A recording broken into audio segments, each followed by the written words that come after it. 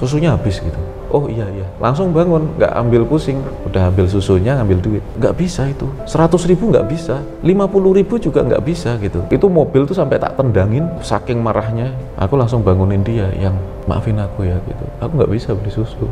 Terus gimana? Kasih teh hangat dulu aja. Jadi dia masih kasih solusi gitu. Hari itu aku jadi orang yang malu gitu. Karena saya leader, orang hormati saya, orang bilang saya sukses gitu. Tapi anak saya nggak dapet susu hari itu. Aku minta maaf benar-benar, dan saya nggak pernah minta maaf sebelumnya.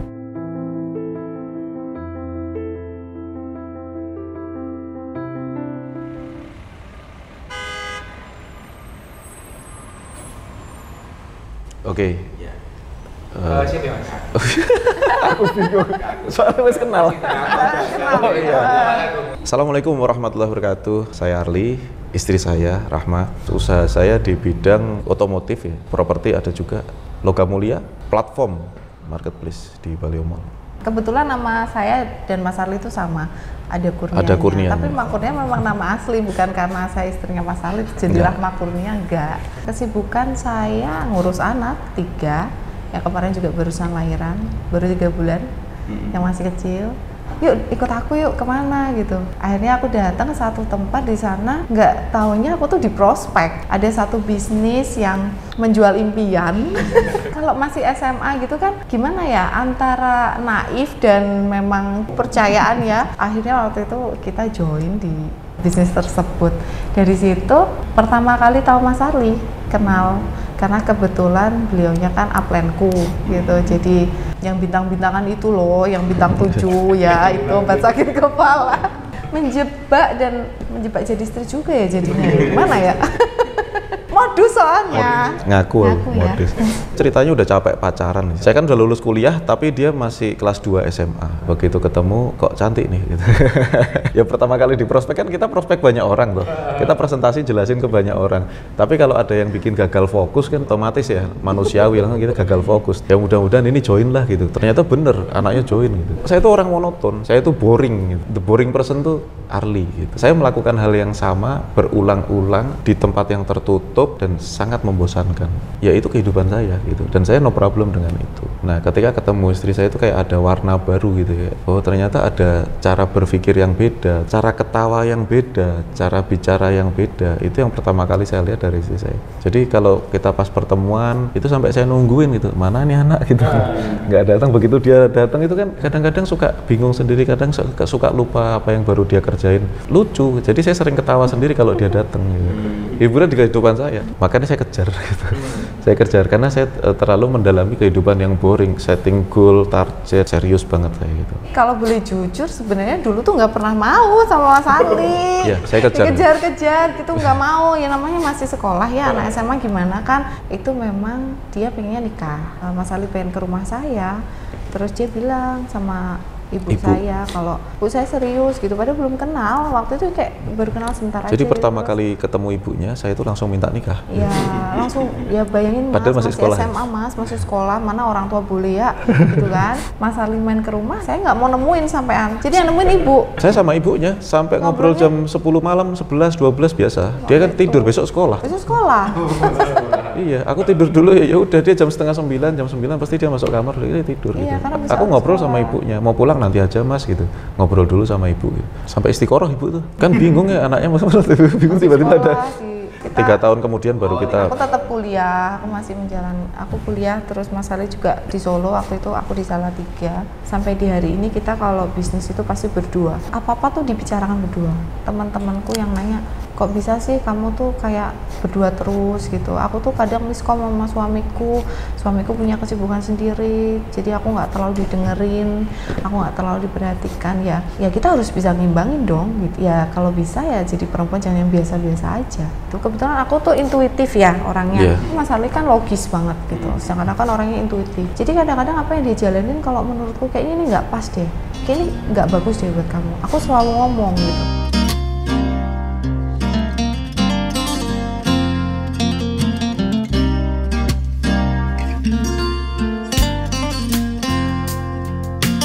Cara hidupku itu kalau ada target, ya saya kejar target itu. Saya nggak mau dengar apapun kecuali saya mau lihat target itu dan aku terus ke sana gitu. Gaya hidup MLM saat itu, kita beli banyak mobil nih, terus kita foto di depan mobil, itu kredit semua gitu.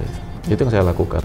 Saya punya bisnis coffee shop dulu ada gitu. Modalnya dari mana? Ya utang lagi gitu. Kita ada bisnis laundry, ya utang lagi. Jadi di mobil utang, ini utang, itu utang, sampai utang saya numpuk ceritanya. Pikiran saya sebagai laki-laki terus kejar omset sampai bisa untuk ngangsur. Tapi di rumah kan jadi perang gitu. Jadi miskom terus. Terus yang jadi pertanyaan adalah ini tuh siapa yang minta gini gitu? Menurut pada saya saat itu ketika dia bisa mencukupi istrinya dengan membelikan mobil dengan atau apapun itu ya. Seperti itu ya dia sudah bertanggung jawab. Padahal nggak ada yang minta seperti itu gitu loh. Saya nggak minta mobil, nggak minta rumah, saya minta tenang.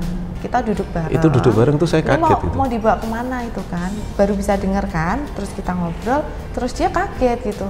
Dia pikir saya mintanya macem-macem gitu kan. Katanya aku tuh cuma pengen didengerin. Udah, nggak lain nggak bukan. Ya emang sih ada kebutuhan, ada apa segala macam. Asal cukup aja. Terus saya mau duduk dengerin. Dan saya nggak tahu loh dengerin tuh kayak apa. Laki-laki susah buat dengerin itu gitu. Nggak tahu. Ini satu contoh nih, waktu apa namanya Mas Arli itu kan dulu kan fokusnya di uang tuh untuk cicilan terus kan. Sampai nggak pernah namanya kasih uang belanja istri, istilahnya gitu. Sedangkan saya nggak seneng minta dong duitnya untuk belanja nih, untuk kebutuhan. I'm not that type woman. Mas Ali tuh kasih uang aku 100.000 untuk uang aku belanja. Dia tuh besoknya nggak ngasih duit lagi. Lama-lama tuh kayak 100.000 sampai nggak tahu kapan gitu kan. Protes. Ya kadang masih ada tabungan aku pakai, ada. Lama-lama duitnya kosong, tapi nggak pernah ngomong sama Sali. Akhirnya aku ngambek. Kamu tuh kenapa? Nggak apa-apa gitu. Ya kenapa ngomong? Nggak apa-apa. Pokoknya aku marah gitu. Kenapa marah? Ya kamu nggak pernah kasih aku duit, masa kamu nggak pernah ngasih aku duit, aku gitu. Baru nyadar. Dia pikir uang 100.000 cukup ya, gitu. Dari situ. Ya bahasa cewek itu gitu ya, bilang nggak pernah gitu. Tapi sebetulnya bukan nggak pernah, ini duitku tuh kurang gitu. Maksudnya sebetulnya gitu. Tapi bahasa cewek itu selalu nggak pernah gitu. Nah, itu dulu kalau saya dengar kalimat nggak pernah ngasih duit, itu marah saya. Jadi saya balas dengan marah. Dia ngambek, saya balas dengan marah, dan itu terus keseharian saya. Hari itu saya pulang dari Surabaya. Itu kan saya kalau udah di dalam mobil, saya tidur di pom bensin, saya prospek ketemu orang, terus sampai benar-benar hasil. Ketika hasil kan bonusnya harian saat itu kan, muncul bonus harian, ya sudah. Terus akhirnya saya transfer untuk cicilan mobil, salah satu mobil saya kan, ada beberapa kan, yang nyicil semua. Padahal fungsi mobil itu adalah untuk foto gitu. Ketika foto ini loh aku udah bisa beli mobil ini, tapi kan orang nggak tahu sebetulnya gimana perjuangan di balik itu gitu kan. Ya, ada kreditan di situ kan. Transfer aja, terus aku pulang jam 2 malam, dia tidur sama anak saya kan. Ketika ada anak saya terus saya lihat bener, aku tidur baru selek gitu. Istri saya bilang, "Papa, susunya habis," gitu. Oh iya, karena saya tanggung jawab, langsung bangun, nggak ambil pusing, langsung ambil dompet ke minimarket. Ada ATM di situ tuh. Udah ambil susunya, ambil duit. Nggak bisa itu. 100.000 nggak bisa. 50.000 juga nggak bisa gitu.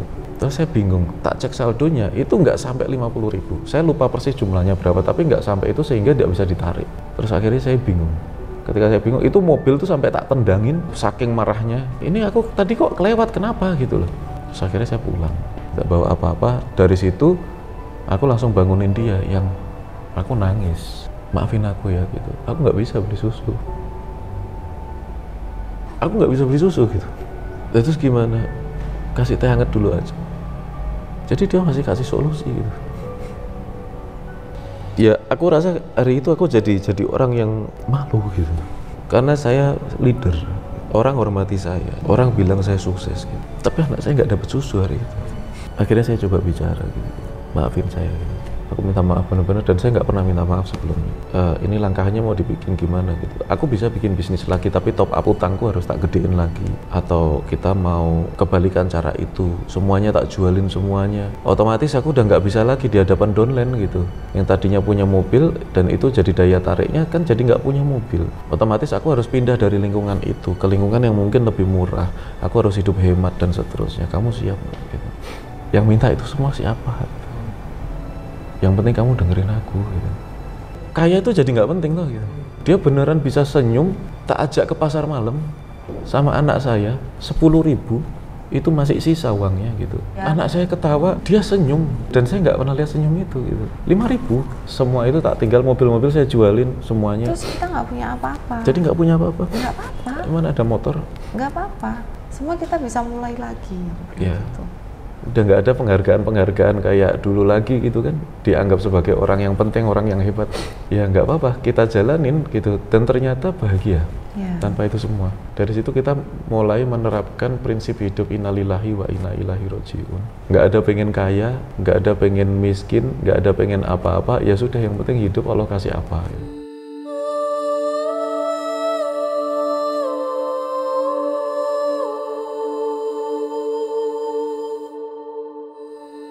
Pengalaman saya ngadepin debt collector, mereka manusia, sama seperti saya, seperti kita semua. Debt collector itu manusia. Nah, ketika kita manusiakan manusia, maka dia akan menjadi manusia. Tidak muncul naluri hewaninya gitu, marah atau apa gitu. Kopi apa teh, Mas? Itu senjata saya yang saya ajarkan sama semua orang yang sedang ngadepi debt collector. Di ketemu debt collector jangan takut. Kalimat pertama yang muncul, kopi apa teh, Mas? Gitu. Dia akan milih salah satu. Kalau nggak kopi ya teh, atau saya sudah minum air putih, nggak apa-apa, Mas ya. Udah paksain minum. Kenapa? Kalau debt collector sudah duduk terus dia minum, kalau perlu yang muslim minumannya bacain bismillah lah gitu, al-fatihah dulu lah gitu. Ya muqallibal qulub, yang maha membolak-balikkan hati manusia kan gitu. Kita mohon lah. Ya saya tahu saya salah, belum bayar, Mas, memang saya belum ada duit gitu. Tapi kan kondisi hatinya sudah slow. Ada saya pernah ditalangin pakai duitnya debt collector, pernah. Jadi kadang-kadang orang itu udah jatuh tempo, udah telat, baru dia ngumpet-ngumpetan. Kalau saya enggak, sebelum saya jatuh tempo saya kontak debt collectornya 2 hari sebelum jatuh tempo. Mas, besok ini 2 hari jatuh tempo, tapi saya ini belum ada duit kayaknya. Saya cari dulu ya, Mas ya. Aku mbok tolong didoain gitu. Kalau kita bersikap seperti itu, debt collector seganas apapun bingung dia mau marahin kita. Kita itu, saya nggak pernah balas marah, saya nggak pernah ini. Ya akhirnya dia datang, assalamualaikum Mas Arli gitu. Jadi gini Mas Arli, nggak enak saya gitu. Udah gini aja Mas, ini jenengan tenang untuk sementara, tapi jangan lama-lama. Ini tak bayarin dulu Mas, karena saya kan juga kena sanksi kalau saya nggak bisa nagih. Tak bayarin dulu ya Mas ya, karena saya percaya sama jenengan biasanya juga lancar gitu. Sampai sekarang setelah saya hijrah juga kemarin, Mas, Bu, ada peluang-peluang apa, saya masih debt collector nih. saya nggak pernah mau jahat sama dia gitu, karena sebetulnya dia juga nggak jahat. Dia itu tertekan karena atasannya, karena pekerjaannya. Jadi kita harus paham posisi dia. Kadang-kadang dia harus nemui orang-orang ruwet di luaran sana, ya jangan sampai kita ikut ruwet lah gitu. Itu akan nambah masalah dia juga. Arli Kurnia 4 bulan beli BMW, itu kalau di googling masih ada artikel-artikel itu. Karena itu adalah bahasa promosi yang dulu digunakan untuk bisnis network saya. Zaman itu belum ada YouTube, belum ada apapun, sempat viral, orang-orang tambah, ini gimana caranya, penasaran.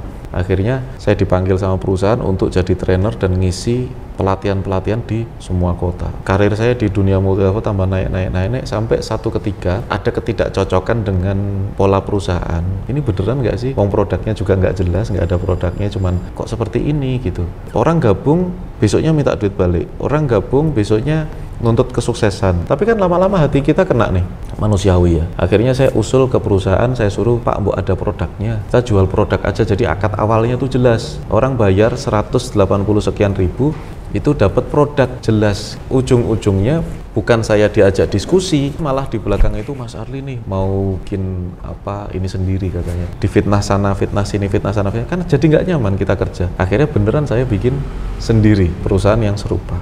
Jadi Mas Arli itu ada pertama perusahaan pulsa, yang kedua perusahaan penghemat BBM. Jadi 2 kali punya perusahaan.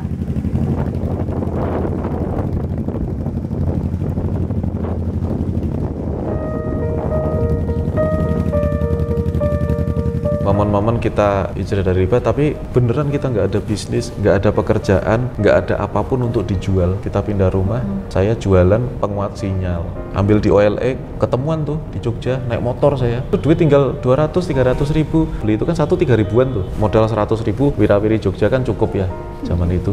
Terus saya pulang, dari situ tak jual di Facebook, saya ke warnet, di warnet saya jual, ada yang beli, COD waktu itu. 3.000 rupiah tak jual 60 ribu, serius. Tapi laku memang, awal-awal tuh memang masih laku. Kalau belum laku saya nggak pulang, ya laku 1-2 saya pulang bawa uang sedikit-sedikit. Dia juga ada jualan snack tadi gitu ya. Tapi hari itu enjoy aja kita jalanin. Saat itu ketemulah penghemat BBM itu. kita bersih-bersih gudang ya. Sekali bersih-bersih ada satu momen kita bersih-bersih, tiba-tiba kelunting ada satu gelang perak, itu souvenir. Waktu kuliah dikasih souvenir sama orang. Ceritanya gelang itu saya bawa ke Jogja pada saat saya cari-cari penghemat BBM. Ketemu minyak atsiri, saya pelajari, ketemu skripsi orang nih. Yang nggak paham nih saya, itu aditif bahan bakar dari minyak atsiri. Minyak atsiri apa tuh saya nggak tahu. Ini gimana alurnya, kan bahasa kan susah ya, bahasanya kan susah, bahasa bukan bidang saya.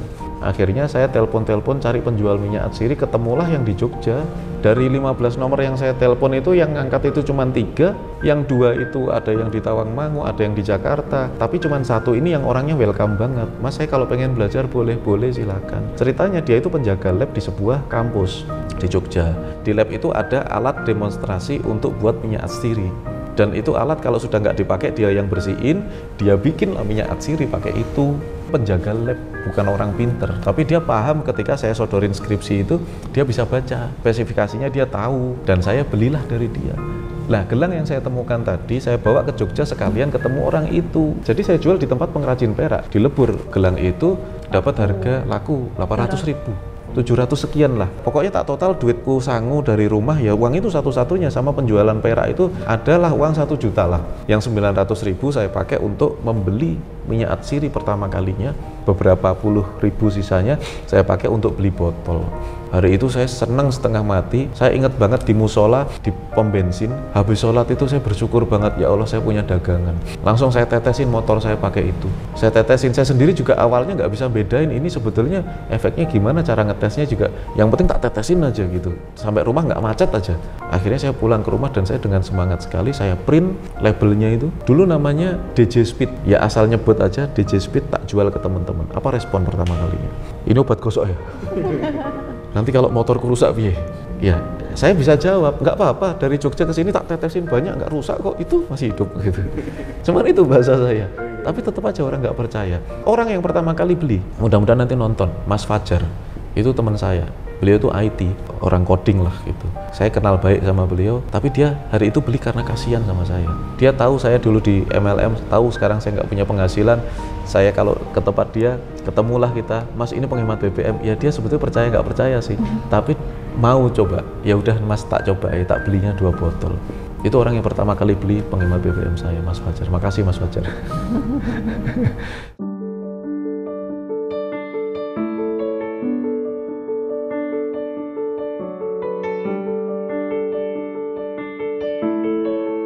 Hari itu muncul semangat saya, sampai satu ketika ada teman yang datang kan saya banyak penolakan nih, beberapa beli cuman karena kasihan, karena mau coba. Tapi ada satu momen teman saya datang nih beberapa hari kemudian, mau prospek MLM, aku mau ke Jogja tak mampir ke tempatmu ya gitu. Nek mau prospek gak usah nginep lah aku gitu, gak usah ketemu, capek aku hal-hal kayak gitu. Enggak kok, aku nggak prospek, aku udah tahu kamu nggak mau gitu. Cuman perlu tempat tidur gitu. Datanglah dia di rumah, tidurlah dia di tempat dimana saya menyimpan produk saya dalam bentuk jerigen tadi. Kamu kok jadi tukang pijet ya? Gitu. Kenapa? Bau kamarmu tuh bau minyak urut gitu. Itu penghemat BBM. Wah, mosok. Aku coba tuh. Ya wes bungkusin sendiri gitu. Akhirnya dia botolin sendiri itu. Dibawalah ke Jogja sama dia di sebuah pertemuan MLM. Nggak tahu MLM apa, yang intinya saya nggak mau lagi. Ditetesinlah ke motor teman-teman orang-orang MLM. Buka, tetesin. Apa kuwi? Wes pokoknya buka. Tetesin, buka, tetesin, buka, tetesin. Puluhan motor ditetes sama dia, nggak ngomong itu apa, percaya aja. Besoknya selang 2 hari dia ditelepon banyak orang, kaget dia, takut. Kemarin motorku diapain gitu, takutnya rusak, tapi ternyata nggak rusak. Ternyata tadinya motor susah di starter, sekarang jadi gampang. Pagi-pagi sulit hidup jadi bisa hidup. Motor-motor yang pas perjalanan berangkat itu berebet, pulangnya itu tarikannya enak, bisa ngebut. Sudah nggak berebet lagi, kok bisa secepat itu gitu. Makanya pada bingung, pada nelpon, nggak ke saya, tapi ke teman saya itu. Dijawab, itu produknya Mas Arli, tahu tuh Mas Arli, pensiun dia sekarang gitu. Ngubungin saya sehari 2 hari, nggak mau saya, mau aku MLM. Tapi saya mau itu gara-gara dia janjiin. Gini aja deh, aku yang ini MLM-nya, kamu yang supply produknya. Ya wes, aku mau, aku gitu. Bener ya, aku nggak usah tampil ya. Oke. Nah, satu ketika dia mau presentasi pertama kalinya di Salatiga. Ini mau ada 300 orang nih gitu. Kan aku nggak tahu produkmu, kamu datang lah yang punya produk, gimana sih gitu. Iya juga ya, logis juga. Akhirnya datanglah saya ke sana. Itu isinya cuma 11 orang gitu. Biasa MLM kan gitu. Kalau bicara itu lebih dari faktanya kan. Tapi saya maklum aja ya, biasalah gitu. Terus ngomong apa? Ngomong tuh niat nggak niat saya. Ya ini produk saya, ini tak bakar ya, tak uji ya, tak bakar gini. Orang itu begitu lihat api itu, bagus juga ini produk gitu. Langsung salah satu tuh nemuin saya, meskipun orangnya cuma sedikit, salah satu nemuin saya. Mas, keagenan di sini jangan kasih siapa-siapa, saya stokisnya. Gitu. Berapa stokis? Berapa ya? Bingung juga aku, nggak ngerti aku. Udah gini aja deh, 15 juta cukup nggak gitu. Antar saya jadi produknya. Aku cuma bakar-bakar gini, dapat 15 juta. Kemarin aku jual sebotol susah. Ini Salatiga saya bakar gini 15 juta. Di Kediri 15 juta, Jogja 15 juta, Malang, Blitar, jadi otak saya jadi kerja. Langsung teman saya tak panggil, oke gini, yuk kita dealan deh. Oke lah kita 50-50 nih gitu. Cuman syarat gitu. Aku udah hijrah, aku mau semuanya syar'i. Oke di agama lain ini nggak ada, tapi aku harus patuh. Nggak ada lagi pamer-pamer bonus, foto di depan mobil untuk rekrut. Kebiasaan-kebiasaan dulu kayak gitu kita hilangin. Kita jual produk. Kamu mau pakai sistem, pakai sistem. Tapi aku jual produk. Ya karena dia mau butuh juga, ya wes deal. Jalan sebulan, 2 bulan, 3 bulan dan seterusnya. Ulang tahun pertama perusahaan kita di Singapura di Orchard Road. Kita bawa banyak orang ke sana gitu. Nama PT saya itu Deso sendiri di situ. Ya kan semua kan bahasa Inggris semuanya itu. PT-nya kan SNS itu gitu. Tapi jalan Suropati 1, Togaten gitu. Apa road gitu ya, ini road gitu kan keren gitu. Punya saya aja yang Togaten, Pasar Sapi, Salatiga. Kita ulang tahun pertama perusahaan saya itu, MLM itu kita close. Sudah saya coba 1 tahun, ternyata memang tidak bisa kita rubah menjadi full selling. Kebiasaan orang-orangnya yang tidak bisa. Sistemnya bisa kita bikin seperti itu, tapi orang-orangnya yang tidak bisa, kita pecah lah. Ketika saya mundur, perusahaan itu dikelola sama teman saya ini. 1 bulan tutup lah. Orang-orang kan komplain tuh gitu, kok tutup gimana pas segala macam. Mereknya ini tak pakai, ada kode poinnya, kalau dimasukin ke website nanti cair jadi bonus dan seterusnya. Kan jadi nggak kepake bonus itu, kan orang komplain. Akhirnya saya selesaiin. 1 minggu tuh tak telepon satu-satu. Assalamualaikum Pak, ya kemarin ada problem ini Pak. Ya iya gimana nih Mas Ali, ini orangnya telepon nggak bisa ya. Nggak apa-apa Pak, gini ini yang tanggung jawab saya aja Pak ya gitu. Bapak mau diganti uang apa produk gitu. Uang aja Mas. Oh ya sudah, minta nomor rekeningnya saya hitungkan Pak ya. Pak hitung. Oh berarti nanti kita gantinya sekian Pak. Ya wis bismillah tak transfer. Saya minta diganti produk karena memang laku produknya. Jadi MLM itu tutup, produk saya itu tetap laku. Dan itu sampai hari ini karena memang demand dari penghemat BBM itu ada gitu. Sampai hari ini kan masih laku terus gitu. Akhirnya saya rubahlah menjadi Klinos di tahun 2015. Jadi direct selling, sistemnya agen jual ke apa segala macam untuk menghilangkan kesan MLM-nya dari Dexon ke Klinos gitu. Makanya uji labnya kan juga masih Dexon, Klinos nggak saya uji ulang, sama formulanya gitu. Kadang-kadang di produk saya ada power by Dexon One gitu. Maksudnya apa sih? Maksudnya itu ya Dexon sebetulnya produknya. Tapi brand tersebut akhirnya kita haki, terus kita mulai merintis. Alhamdulillah sejak tidak di MLM itu malah pertumbuhannya malah bagus. 2.500 agen, banyak sekali yang awal bisnis saya itu ya modalnya dari situ, properti, bisnis emas, bisnis macam-macam ya, modal awalnya ya dari situ.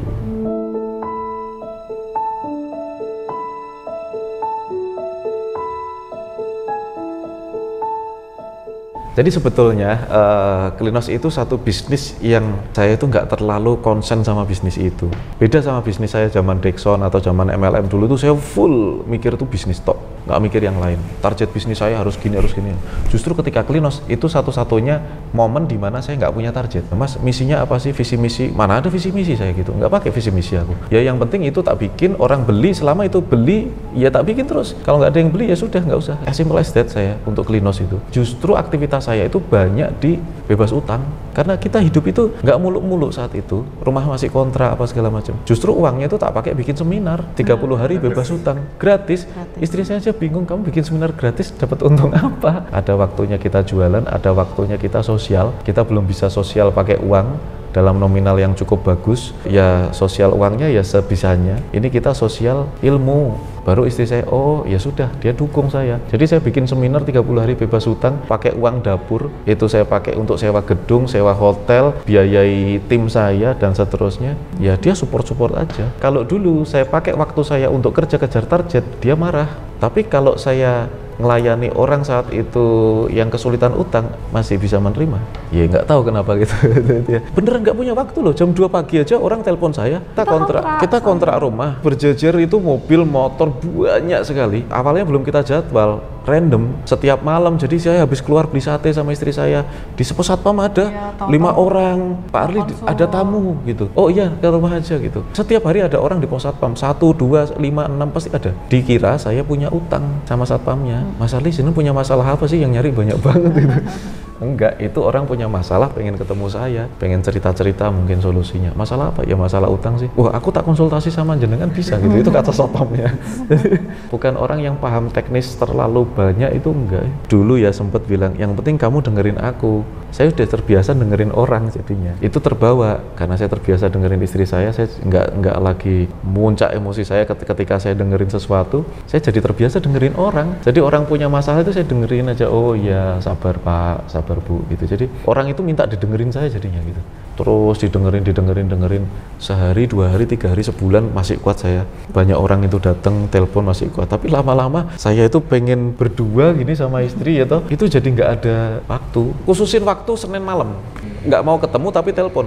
Jadi Senin malam itu mulai kita hire karyawan ya. Aku mulai punya karyawan 3 itu. Lah karyawan saya itu saya ngerangkap jadi asisten. Dia kalau itu jadwalin. Nanti yang telepon Pak siapa, kotanya mana, dijadwal bikin itu untuk Senin malam Mbak Daisya. Khusus saya terima telepon hari itu. Sekarang udah nggak kuat lagi, udah tua.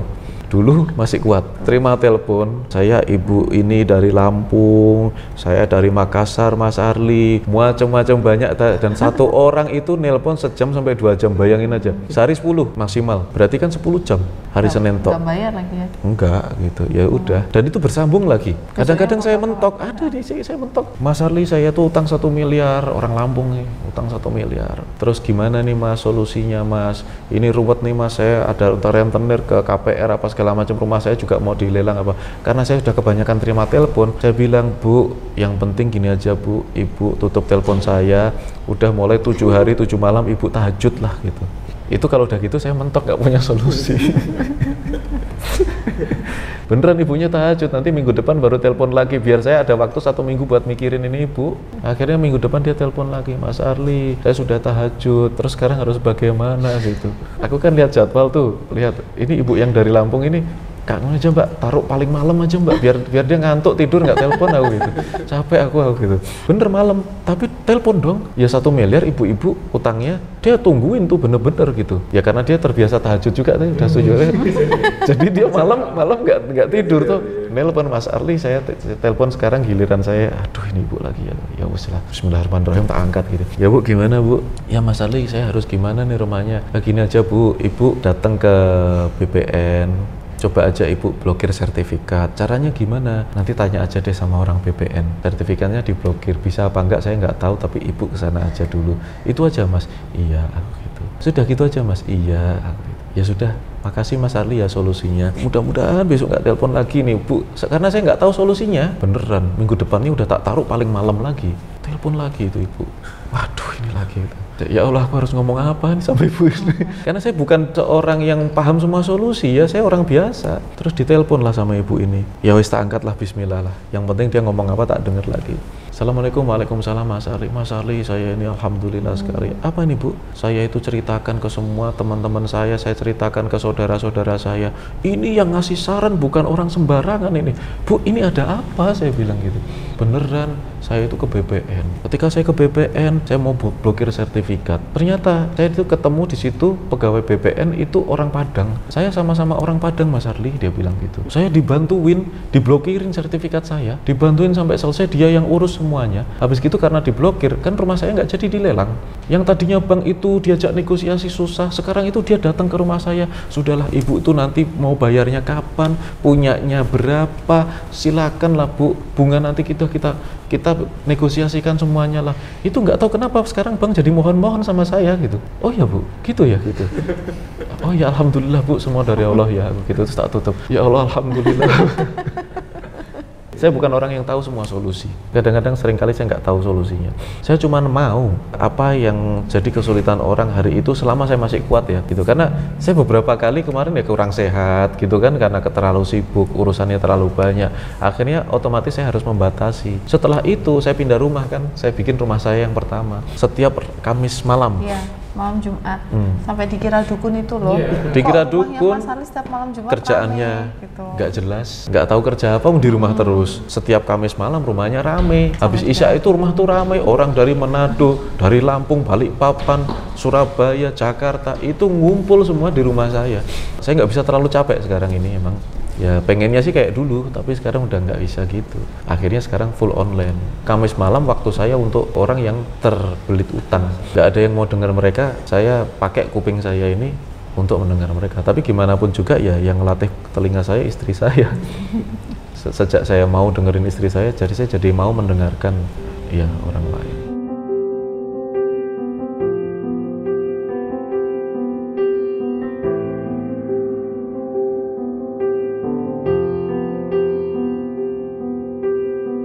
Saya tahu dikejar jatuh tempo gimana rasanya. Saya tahu kita berantem sama pasangan di rumah gara-gara utang itu gimana rasanya. Saya tahu gimana nasib anak-anak ketika orang tuanya punya utang dan nggak bisa mikirin dia. Satu kelebihan yang diberikan Allah sama saya, ketika anak saya nih, anak laki-laki saya yang nomor 2, "Pah, main balon yuk sama aku," gitu. Ya udah saya main balon sama dia. "Pah, maghrib ke masjid yuk sama aku." "Ayo." Anak saya gitu. Jadi kita jadi punya waktu untuk anak-anak kita. Itu buat saya mahal. Itu buat saya luar biasa gitu. Dan tidak semua orang memiliki privilege gitu ya. Allah berikan itu untuk saya dan keluarga. Alhamdulillah saya senang sekali. Makanya sebisa mungkin orang-orang di sekitar saya itu lunas utangnya. Itu dulu, nggak masuk kepada riba, mindset riba, kalau nggak utang nggak akan punya, kalau nggak KPR nggak bisa punya rumah, itu harus hilang, bener-bener dihilangin gitu. Jangan ada di pikiran kita, karena itu sangat mengkerdilkan kekuasaan dari Allah Subhanahu Wa Taala. Nggak utang nggak bisa punya rumah, itu menyepelekan Tuhan. Dan sejak saya punya mindset yang seperti itu, Allah kasih yang luar biasa gitu. Yang dititipin ke Allah itu celana saya sama properti saya, banyak properti saya, jujur aja gitu. Tapi itu yang Allah titipin ke kita. Kita nggak ngejar. Sejak kita nggak mengejar, mindsetnya itu dititipin. Kita itu dititipin. Sekarang aku mau bilang gini loh, orang punya rumah dan orang kontrak, menurut saya sama. Semuanya kontrak. Nanti ketika kita mati, 2 kali 1 meter, mana ada kita bawa? Nggak ada yang kita bawa. Sebetulnya sama, nggak ada bedanya. Kita kontrak atau kita punya rumah itu sama. Semuanya kita tinggal, semuanya sifatnya sementara. Ada orang yang terlalu pikiran nanti anak-anaknya bagaimana. Anak-anak sudah ada rezekinya masing-masing. Nggak perlu kita persiapkan rumah satu-satu, nggak juga gitu. Saya nggak begitu. Ya insya Allah anak sudah ada rezekinya masing-masing. Pasti ada jalannya sendiri-sendiri. Karena Allah sudah mempersiapkan itu semua. Setengah mati, pikiran petentengan, tapi nggak dapat-dapat. Ini begitu kita pasrah, ikhtiar dulu. Ya kita berusaha keras. Waktu kita manfaatkan untuk kerja, untuk doa. Ya nanti Allah akan memberikan yang pas sesuai ukuran kita masing-masing. Termasuk perusahaan saya yang terakhir ini, sama dengan Bung Afan, ABN, Balemol. Dia tuh datang ke saya, "Masuk dong di kita, urunan, ayo," aku gitu. Akhirnya kita nggak urunan, dikasih aja saham gitu aja. Aku nggak bisa apa-apa loh, Van gitu. Saya nggak bisa apa-apa, saya bilang. Aku nggak tahu marketplace, saya nggak tahu Tokopedia, Shopee, Bukalapak, nggak paham aku gitu. Nggak apa-apa mas gitu. Kita berdua, kita butuh orang yang ketiga nih, yang bisa dituakan, dia bilang gitu. Berarti aku tua nih gitu. Ya sudahlah, akhirnya kita ikut, ya kita kerjakan seserius mungkin lah. Ratusan transaksi sampai sekarang, mungkin ratusan ribu transaksi setiap bulannya. PT Balemol. Kita ngejar itu sesuatu yang nggak kelihatan, kita kejar, kita adakan supaya ada. Tapi kali ini saya nggak pernah ngejar, disuguhi sama Allah, disuguhi kacang telur nih, kacang telur disuguhi sama Allah. Saya tinggal buka, saya tinggal makan, tinggal mau buka mau makan nggak gitu. Itu aja problemnya. Sejak saya hijrah, saya sama istri saya sudah pasrah, nggak terlalu mikirin ini bisnis mau bagaimana. Punya sih goal, punya target, tetapi menyikapi goal sama target itu bukan sesuatu yang harus terjadi, itu tidak. Kita jalankan dengan serius, saya sama istri. Kalau seandainya jadi ya berarti rezeki kita. Kalau seandainya tidak tercapai ya kita nggak pernah nyesel, nggak pernah apa. Yang penting kita sudah berusaha semaksimal mungkin.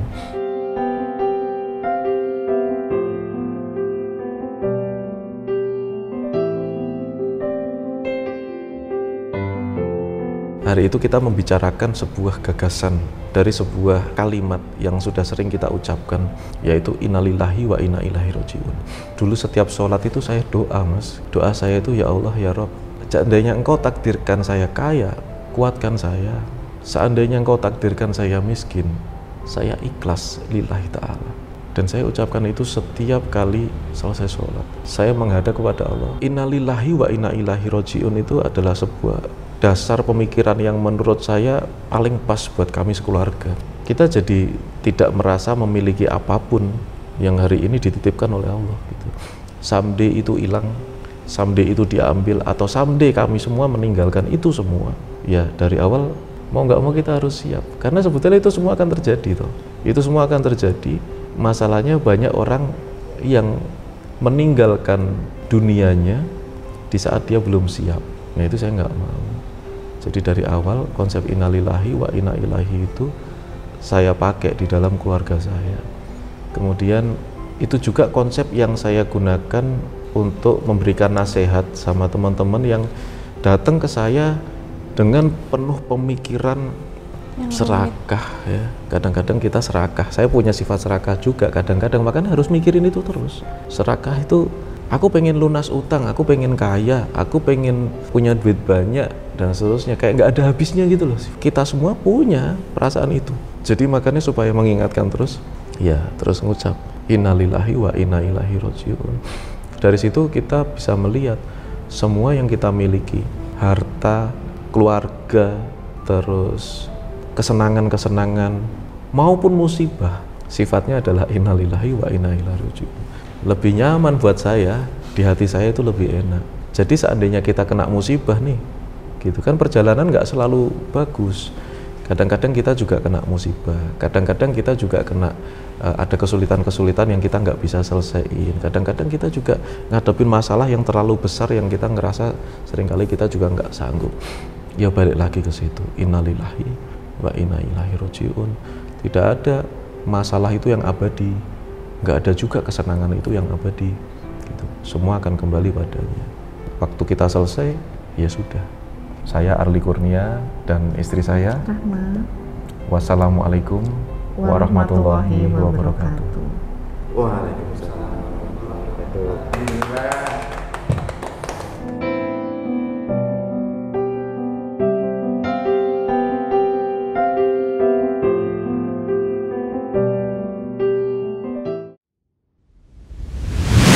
Depot sedia rasa. Bener kong? Busa ini khas ikan kutuk, ikan patin, ono ikan patin bareng. Ya. Ini original. Jos, pokoknya jos. Sabar menanti. Judulnya sabar menanti. Kulo heran, apa kok dinamakan botok sabar menanti ini kenapa, Bu? Suasana baru, menu baru, iki ono cumi.